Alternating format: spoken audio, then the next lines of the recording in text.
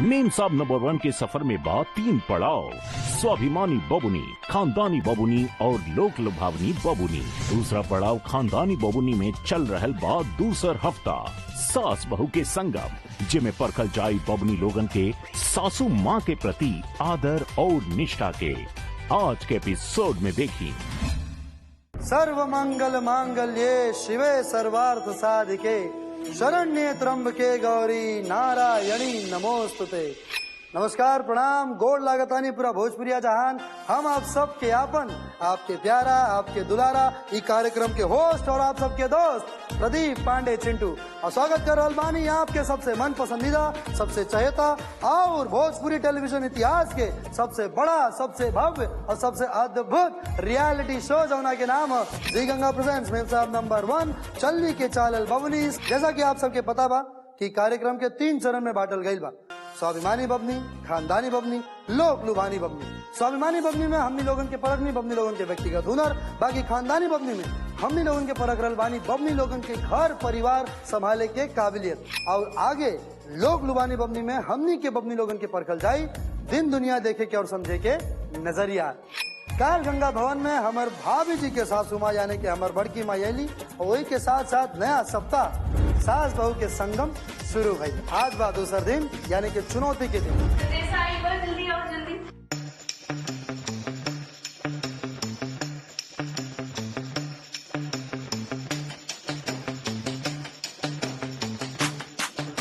गंगा भवन के सब बबुनी लोगन के सुप्रभात। आज माता रानी के नाम लेके अपना दिन के आरंभ करी और अच्छा मन और पूर्ण भाव के साथ चुनौती खातिर तैयार हो जाए। जैसन आप सब जानत आने की चुनौती में अधिक से अधिक अंक लावेला आवश्यक बा।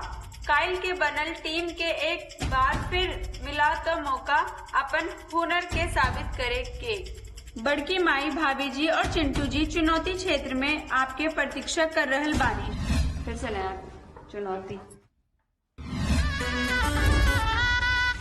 स्वागत बा आप सब बबनी लोग के। आए एक बार जोर से प्रेम से बोली जय माता दी।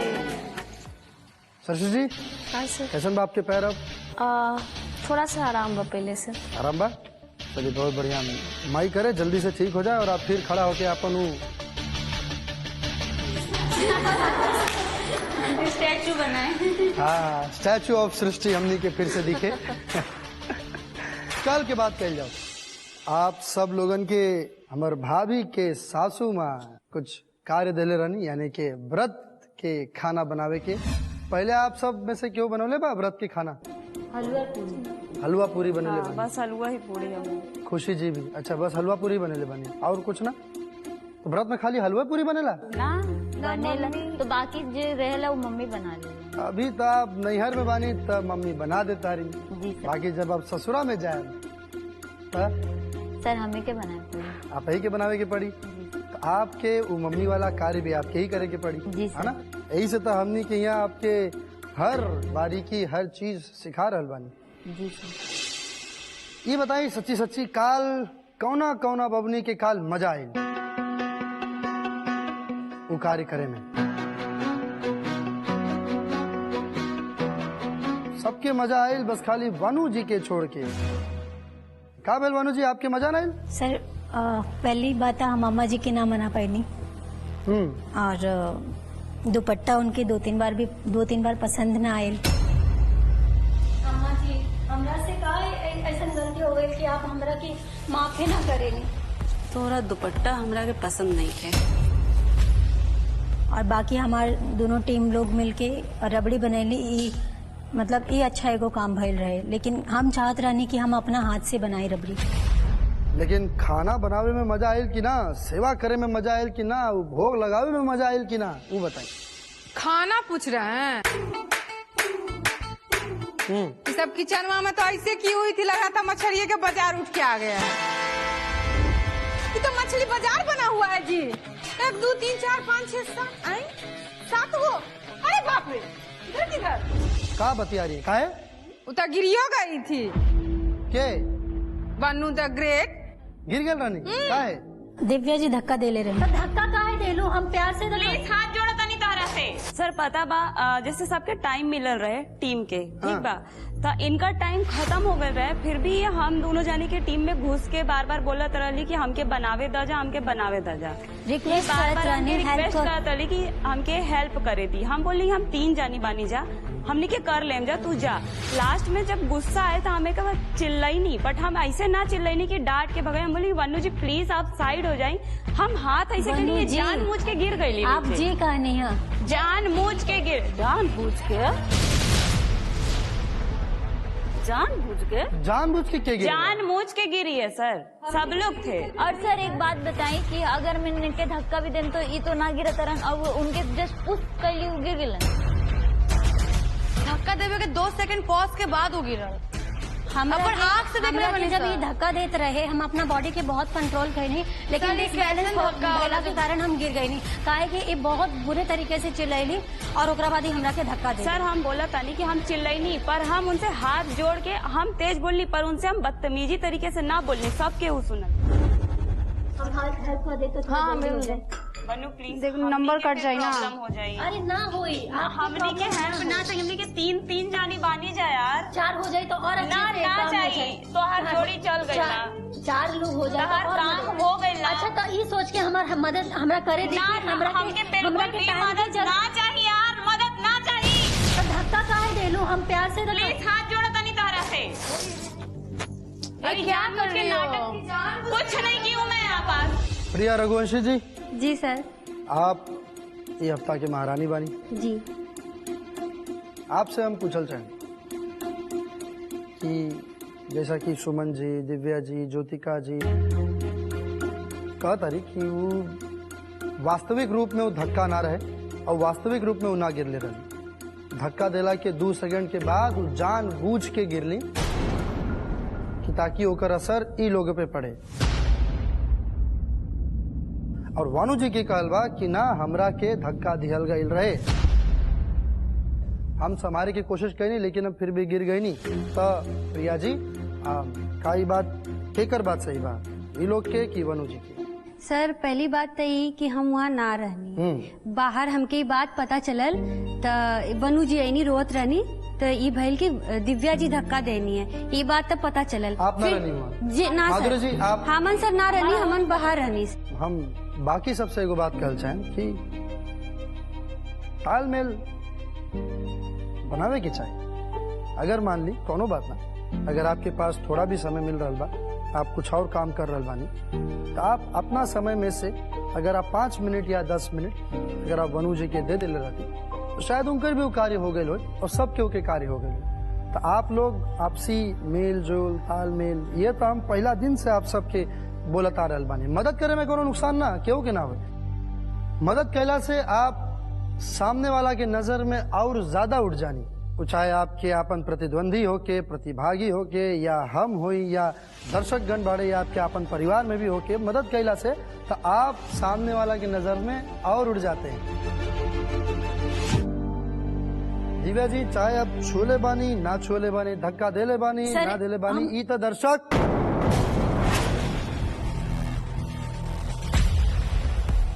दर्शक देख ही ले, लेकिन दोबारा गंगा भवन में ना होके के चाहिए।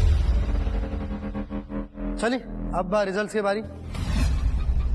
गिफ्ट पर तो क्यों एक के मिली? माधुरी जी आप आई हमारा तरफ आई, तो हमारा लगे आई। भाभी जी गिफ्ट पर लेके आई। हाँ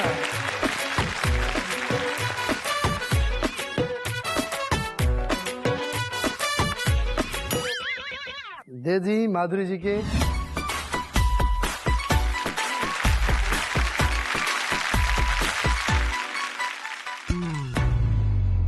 माधुरी जी जन गिफ्ट टाइम पर बा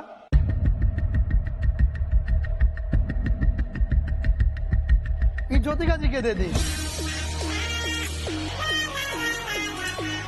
काहे कि सबसे अच्छा खाना उनकरे रहे।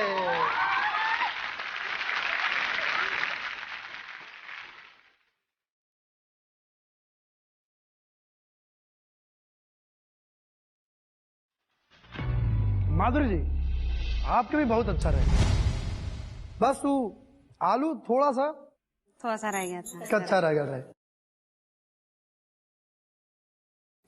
आलू कच्चा बा। हाँ तो आगे बढ़ल जाओ अपने आज के चुनौती की तरफ। और ये चुनौती आप सबके बताई है हमर भाभी के सासू माँ। बताई सासू जी। तो दुल्हन वो हमरा बक्सा बना, जा सब साड़ी लेके आवा। तो ये सब हमारी पसंदीदा साड़ी बा। हम सोचनी कि ओकरा के कटल फटल बा ते ओकरा के तुम लोग नई कुर्ती बना दे, और किसी जरूरतमंद के काम आ जाए। मतलब आप सबके उस साड़ी से नया कुर्ती बनावे के बाद। वैसे बड़की माई जरूरतमंद के लौकत आपकी? अब हमारी दुल्हन तो नहीं खे, ओकरा के तो 40-40 साड़ी बा, फिर भी नजर बा हमरे बक्से पे। अच्छा हाँ। तो मतलब सबसे ज्यादा जरूरतमंद आपके यहाँ भाभी लौकत आ रही है। तब फिर आप सबके बनावे के बाद भाभी खातिर कुर्ती। दूसरा जो चुनौती रहे मन बहुत डेरा गए रहे, काहे कि पहलका चुनौती में कहीं ना कहीं एगो हलवा के वजह से फेल्योर साबित होत रहे, मन गवाही ना देते रहे कि आगे का हुई का ना हुई, बहुत डर वाला माहौल बन गए रहे। ये है हमार बक्सा। हाँ वो पे रही।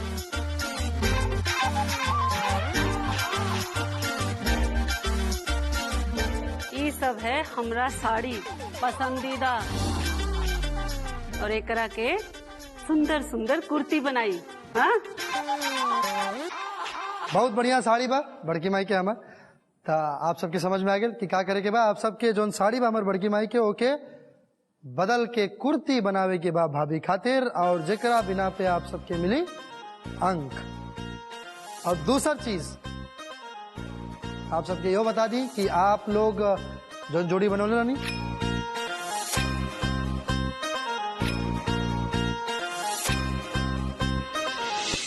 वही जोड़ी में कार्य के करे के बा।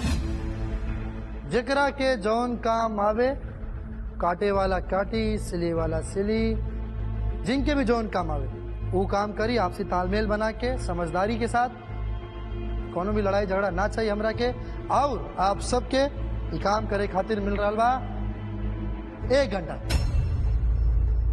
डर के निजा कि हमरो सिलाई ना आयला, मधु के भी सिलाई ना आयला, और प्रिया सिंह के भी बहुत अच्छे सिलाई ना आयला, खाली चलाए पारलीन, कटिंग करे ना पारलीन। देखिए बबनी लोग, ये हमरा पसंदीदा साड़ी बा, बर्बाद नहीं होने के चाहिए।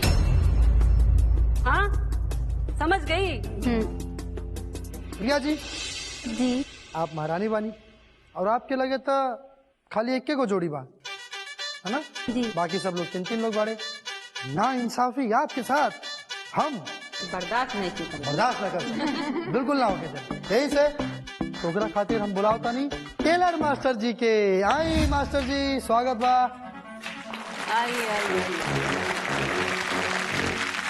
आपके खातिर टेलर मास्टर जी हमेशा रही हैं, जो भी आपके करावे के हुए टेलर मास्टर जी आपके साथ, आपके तीसर पार्टनर बन के रही हैं। बुरा लगा था कि माधुरी और प्रिया रघुवंशी उस टाइम महारानी वाली गंगा भवन के, तो उनके पास एक हेल्पर हलन जो टेलर मास्टर जी ही मिल गए हलन। तो उनके कहते बहुत ही इजी रहा करना, कुर्ती बनाना साड़ी के। टफ तो हमने के रहा जिसके पास 3-3 पेयरिंग रहा।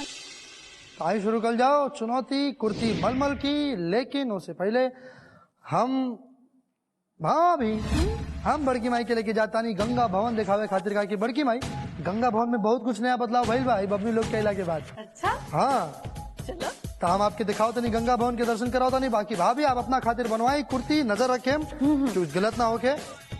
आई बड़की माई। तब बबुनिया जी समझ लिए ना सब आदमी? हाँ? तो अब हम बताते हैं इसका मूल बात।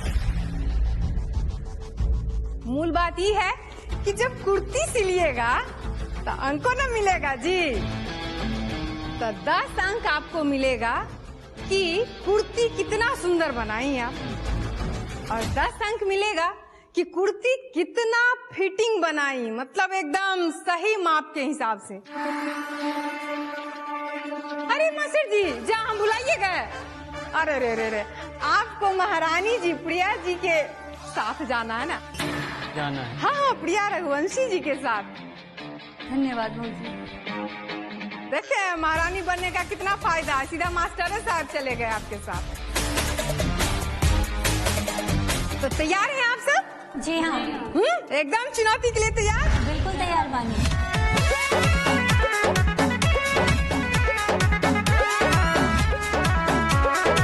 आप सबका समय शुरू होता है अब।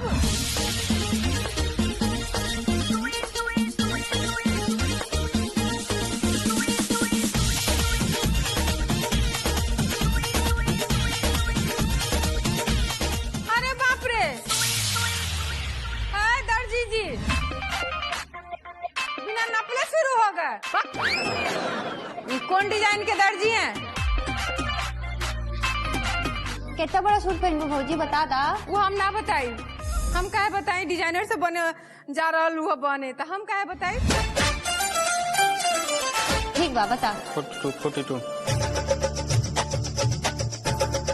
चेप 38। अरे बाप रे, ये तो बड़ा ट्रेंड दर्जी हैं।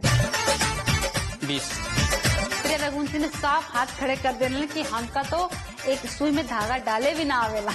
तो लेकिन वो रही महारानी और भगवान खुदा खास्ता कहते हैं ना भगवान साथ होला, तो हमनी के उस समय मिलल रहे एकदम परफेक्ट दर्जी टेलर भाई साहब। बिल्कुल हमनी के टीम में एजवा कोऑर्डिनेशन काम कैलस, और ये रहे कि जैसे ही कपड़ा मिलल ज्योति फट फट फट कटिंग कैलस, बहुत बेहतरीन कटिंग कैलस।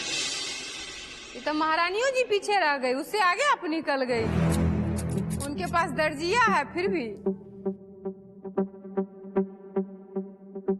हमरा के सिलाई आवेला पर हमरा के कटिंग करे ना आवेला, हम शुरू से कहत रही। पर सुमन जी के और मधु जी के सिलाई के नाम पे कुछो ना आवेला। सुन लीजिएगा, हम नाइटी नहीं पहनेंगे। नाइटी नहीं है भाभी। ए दर्जी जी एकदम टिप टॉप सिलिएगा, समझे कि नहीं? नहीं तो सोच लीजिए आप ही को पहनना पड़ेगा। अभी लैया बाग कराएंगे।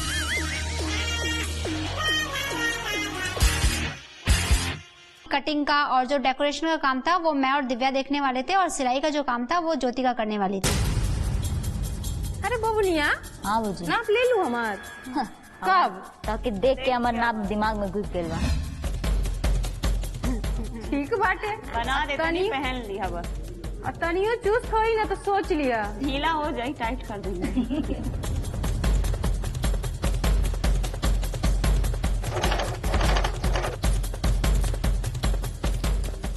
सेकंड नहीं हो सकते। अरे सेकंड, अरे 2 मिनट तुम्हारा हो गया है। मेरे पास टाइम नहीं है, सेकंड नहीं है।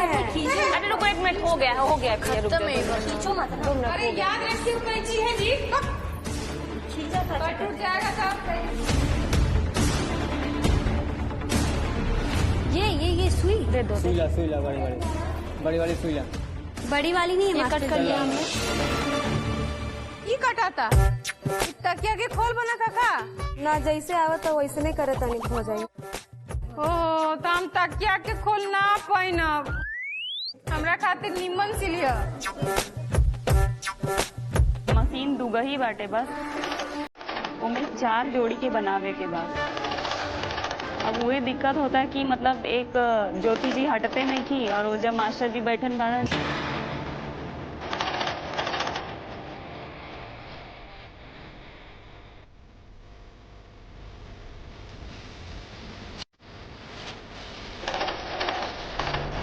अरे बबुनिया साहब 30 मिनट हो गया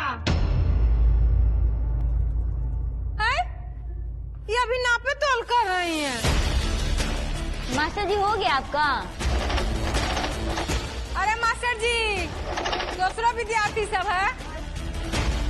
सृष्टि इसको काटे कैसे बोलना? कोई केहू से ना पूछी।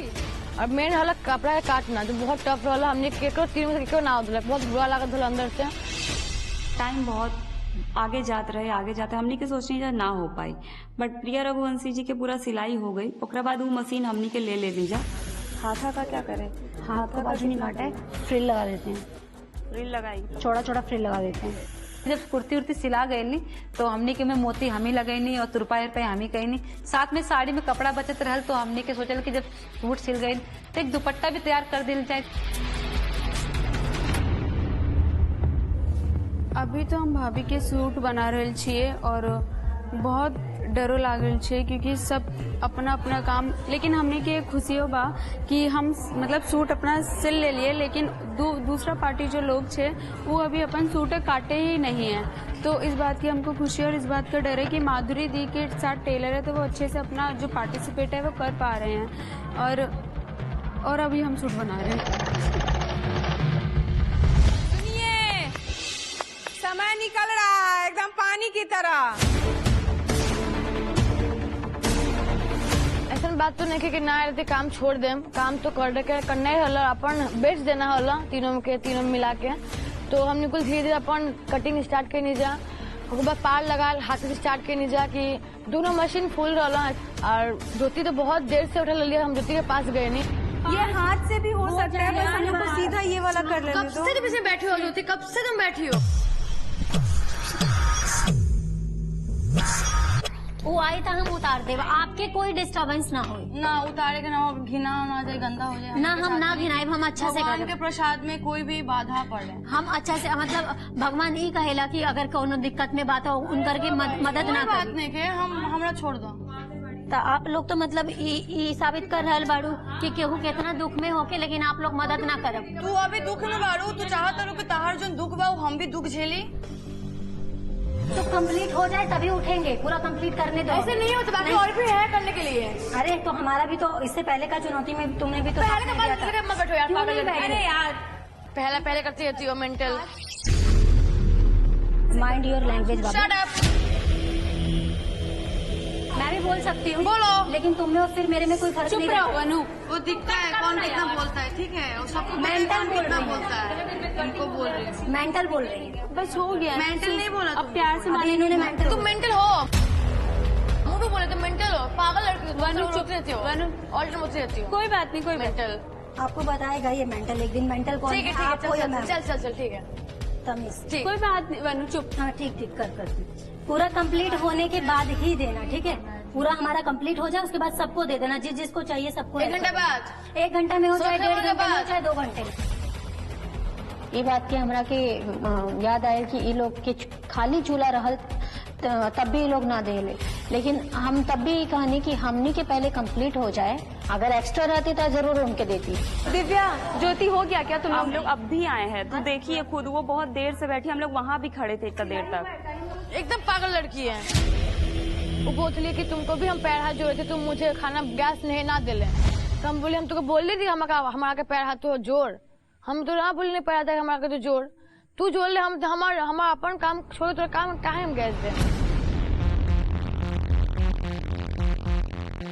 सर तुम अपना सिलोगी, करने नहीं देंगे तुमको, ये क्या बात है? तुमको करने ही नहीं, ये क्या तरीका है? तुम किसी कैसे करेंगे? ये क्या हो रहा है? मैं आई थी आपके चूल्हे पर से खाना उतारने के लिए। तुम्हारा किए थे क्या? नहीं, मैं आई थी, मुझे उतारना था। तुम दोनों जाओ लड़ो, करने नहीं दो। लगा दीदी, व्हाट इज दिस? क्या लड़ो? करने देंगे। प्लीज क्या कर रही हो? उधर भी बोल रही हो, इधर भी बोल रही हो। यार मेरे से बहस मत करो तुम। क्या करो आपसे मैं? टाइम नहीं है।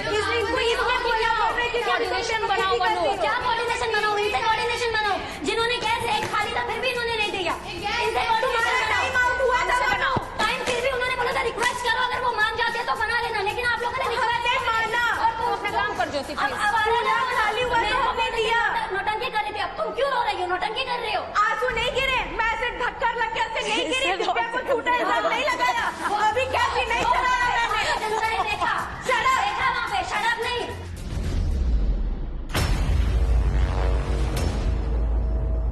यार ये क्या करेंगे? ऐसे ही करेंगे। ये बदतमीजी है यार, बदतमीजी। ये धागा क्यों तोड़ रही हो? नेक्स्ट में हाथ मत छूना, नेक्स्ट में हाथ मत पकड़ना। नहीं, मुझे मेरे बॉडी टच के बाद मत करना। नहीं, किया है, कभी वो तो बात नहीं करे, अपना काम करे। मधु ये बहुत ज्यादा गलत है यार, क्या कर रही हो तुम? फिर से और चिल्लाओ, क्या कर रही हो तुम? और चिल्लाओ, और चिल्लाओ, और तुम आओ यहाँ हाथ लगाने के लिए, थप्पड़ खाओगे मेरे हाथ से। छू के दिखना ना, तुम छू के दिखाओ यहाँ पे। आ रहे तो लगाओ, आ रहे लगा, तू लगा, लगा, आ रहे लगाओ, लगा, लगाओ, लगा। हिम्मत बांध के ये क्या हो रहा है? धागा तोड़ रही है आपकी बहूजी, बार बार धागा तोड़ रही है। ससुराल में जाइएगा तो ऐसे ही कीजिएगा जी। अगर हमरा ससुराल में अगर कोई ऐसे दिक्कत करी ना बेफिजूल के, हाँ पिटो कर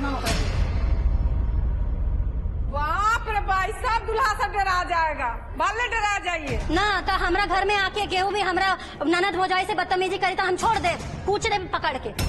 छू के देखने पहले, हाँ तो आके दिखाओ, छू के दिखाओ, कुछ टाइम तुम बाद में आके दिखाओ, छू के दिखाओ ना, आके दिखाओ, दिखाइए, दिखाइए, दिखाने के लिए आके दिखाओ। पूछिए अब चलिए, हो गया, हो गया। भाभी मैंने उन लोगों को पूरा चाहिए, उन लोगों को जब तक समय आएगा तब तक बैठी रहेगी। कितनी बार प्यार से भी दिए। सुनिए, हमको भी ना तरस आता है, हम खेल कर रहे थे, मजाक कर रहे थे। आपके घर वाले सब देखते होंगे तो क्या कहते होंगे जी? बहुत खुश होंगे। तो भाभी के देख हम चुप हो गए नहीं कि इज्जत करना चाहिए। कोई अगर बड़ा आदमी बीच में आकर छुड़ा होता झगड़ा तो चुपचाप हो जाना चाहिए। फिर हम कुछ ना बोलने, मुंह अप करके बैठ गए नहीं, अपन हाथे से सुई धागा से अपन जितना हमसे हो पाए तीनों आदमी हमको करते रहने जाए कोशिश। जैसे हम धूप पर आए, दोनों आदमी के मशीन बंद हो जाए कि चाहिए। 10, 9, 8, 7, 6, 5, 4, 3, 2, चलिए बंद कीजिए। बहुत अच्छी कुर्ती बनल, जो एक स्टेपनी मिलल रहल, बहुत ही बखूबी होकर इस्तेमाल कही गई। और प्रिया रघुवंशी ने भगवान से हाथ जोड़ जोड़ के मतलब विनती कही कि हमने की स्टेपनी हर बार मिलते रहे और ये हंसली हमारे गले में हमेशा रहल। आप सबके चुनौती कुर्ती मलमल की पूरा भइल। वैसे आप सबके जैसा कि पता बा 20 अंक के चुनौती रहे, 20 में से 10 अंक आपके रहे प्रदर्शन के और 10 अंक रहे आपके फिटिंग के, यानी कि जो नाप आप सबके मिल रहे भाभी जी के, उन नाप के हिसाब से कितना सटीक और कितना सही कुर्ती बनल बा। चलिए आप से शुरू कर जाओ। कटाई के कैलाश, सिलाई के कैलाश। कटलेस ज्योति जी, और ओकरा बाद सिलाई पर हम ज्योति जी के भेज देले रहनी कि आप जाके सिलाई करी। ये पकड़त रहे, हम पूरा कुर्ती में लेस लगनी है। चलिए आपके टीम में ज्योतिका जी। सर कटिंग और जो फिनिशिंग देना था ये दोनों कर रही थी और सिलाई मैंने की। प्रिया जी आपके टीम में। कटिंग हम कैले रही और सिलाई भी। बाकी एगो चुन्नी बनैनी जे लेस सुमन जी और मधु जी लगैनी। सुमन जी और मधु जी मिल के दुपट्टा के लेस लगेले खाली। प्रिया रघुवंशी जी। जी सर। आपके तो मिलल रहलन मास्टर जी, दर्जी मास्टर जी, आपके तो बहुत बढ़िया बनल हुई। हाँ सर, उनके मदद से पहले बाकी माधुरी जी का भी हमें बहुत सपोर्ट रहा है उनके साथ साथ। चलिए बहुत बढ़िया। तो आई अब देखल जाओ ये कितना बढ़िया इस चुनौती के पूरा कैली। शुरुआत करतानी महारानी जी से ही। प्रिया रघुवंशी जी आई भाभी की दी।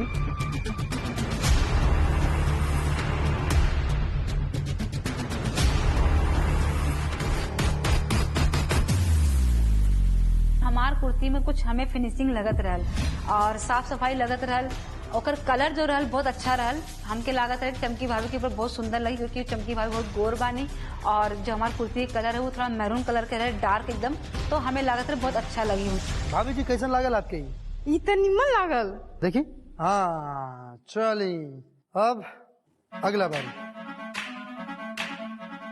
हम तो बड़ी एकदम एक्साइटेड हैं। वाह ले भाभी देखिए अपन एक्साइटमेंट के रोकी ना। देखी पियर का अच्छा।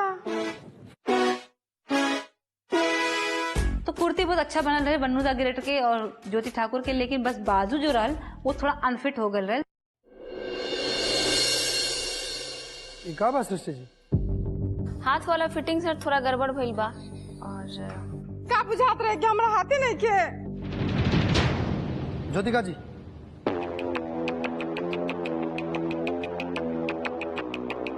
ये तोरे बड़के पापा है ना, उनका फेवरेट साड़ी बा। ये बड़के बाबूजी के फेवरेट साड़िया? देखिए देखिए देखिए फेवरेट साड़ी के का भइल? अम्मा जी तनी पकड़ी।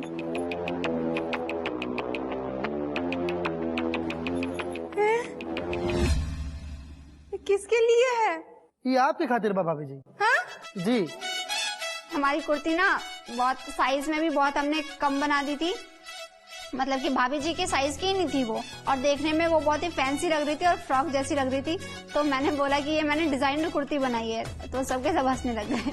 बताइए हमारे बड़के बाबूजी का सबसे फेवरेट साड़ी रहल ही, और ओके तो आप सब मुँह दिखाई हम घर जाके। बड़की माई आपके इस साड़ी खातिर बहुत खेद बा। उनका दुपट्टा देखनी आप? कुछ नहीं के तो गमछा लगता है हमारे बिहार में। लुंगी। हाँ, नहाए खातिर ना। ये तो हमरा खातिर लुंगी हो गया और बढ़िया। गमछा पे सिलाई नहीं खे, कुछ नहीं के, लुंगी हो गया हमरा खातिर। चला अब आगे के हम ऐसे लुंगी पकड़ के करो। खैर अब हम आगे बढ़ता नहीं। प्रिया सिंह जी आई, खुश कर दिया आज आप सासू जी के। आई आई जी। अच्छा खोली। अरे बाप रे, दुपट्टा तो बढ़िया बा यार। ये तो हवा में उड़ता जी। लेडी गमछा बा। ये तो बहुत अच्छा बा। अगर ये लग रहा है मतलब कुर्ती तो आज एकदम मतलब खतरनाक, एकदम कमाल के खूबसूरत चप्पल फाड़ के जल्दी जल्दी एक अंदर जो पहना जा रहा होता देख ली जी। हाँ हाँ देखिए देखिए एकदम जल्दी। नीचे नीचे हाँ नीचे से होई, नीचे से।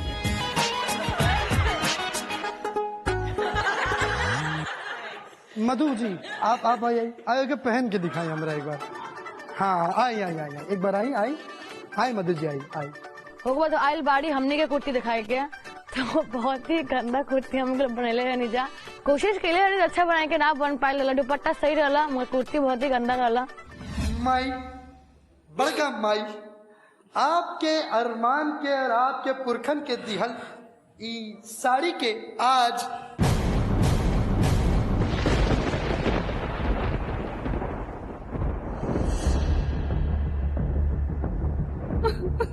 चिथड़े चिथड़े उड़ गए। माई बड़का माई बोला सॉरी। ये देखे के उम्मीद तो हमरो ना रहे माई। आपके रहे? इससे बढ़िया तो चूहा कतरेला। हाँ माई हाँ, इससे बढ़िया था चूहा कतरेला। मधु क्या कर दे लुई तू?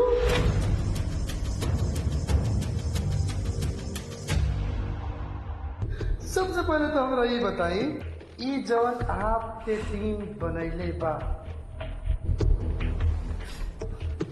अंतरिक्ष के कौन से ग्रह से ये डिजाइन और ये पैटर्न आयल बा? हाँ वाह भाभी अब भाई पूरा। अब अपन हाथ में अब एक बार मुस्कुरा दी। हाँ अब जाइए अपना जगह पर। खोले ना पहले पहले जाइए। अरे ऐसे कैसे, ऐसे नायाब चीज के उतारल ना जाला, ये क्या और प्रदर्शित कैल जाला। जाइए मतलब जी जाइए। हम जाए बगत बोले रहे ना कि बर्बाद नहीं करेगा। बड़का माई अब उठा ही कतरन के, अब काम अपना जी चलाई। हो गए। कोनो बात ना माई, ये अब आपके रुमाल के काम आई। आगे जितना आपके आंसू बही एक से पूछे माँ, है ना। आ जाइए फिलहाल अपना जगह पे आ जाइए।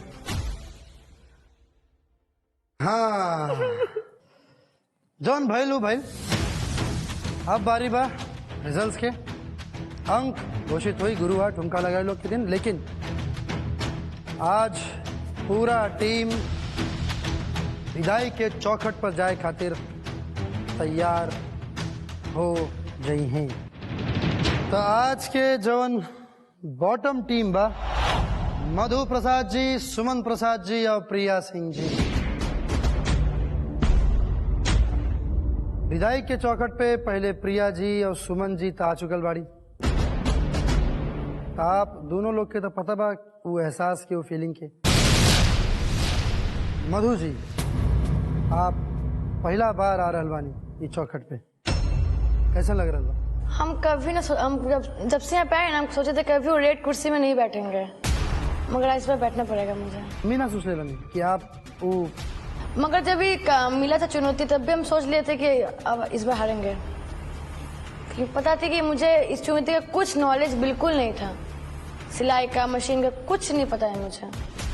फर्स्ट टाइम हम बिहार के चौखट में आयल रहनी है और बहुत ही गंदा फील हो रहा। हम चाहते नहीं कि हमारे अंक कम रहे, मगर बिहार के चौखट में हम कभी ना आए। बड़की भाई, आपके बहुत बहुत धन्यवाद। आप यहाँ आई नहीं और बबनी लोग के कुछ सीख देनी, नया सीख देनी, कुछ सबक भी मिला लोग के। बाकी अभी आप जाइए, आराम करी। भाभी जी बड़की माई के लेके जाए, कुछ कल से हम बड़की माई तो ठीक बा, जाता नहीं। हाँ, खूब खुश रहिए, माता रानी सब पर कृपा करे, और जो सबसे अच्छी हैं वो मेम साहब नंबर 1 का खिताब जीत के जाइए। हाँ? साथ साथ वो 5 लाख रुपए के इनाम भी। अच्छा, हाँ ये तो हम जानत नहीं। हाँ बड़की माई, साथ में बा 5 लाख रुपए के इनाम भी। मतलब दुर्गा माँ के आशीर्वाद के साथ साथ लक्ष्मी के आशीर्वाद भी बा। बिल्कुल। जय, खूब खुश रह। प्रणाम प्रणाम अम्मा जी। चला, आज के एपिसोड एजे खत्म हो रहा बा। जो हमने के विदाई के चौकट पर 3 बबनी आगे खड़ा हो गए बाड़ी, उनका के पता बा। आप सबके साथ हुई काल चर्चा। बाकी बबनी लोग जाइए अपना कमरा में, आराम करिए और ठुमका लगा लो की तैयारी करिए। ठुमका लगाने से पहले काल होके वाला बा कुछ नया, कुछ धमाकेदार, कुछ बढ़िया। चर्चा के बाद बाकी लोगों से मिल जाए, बाकी 3 लोग आए चर्चा में।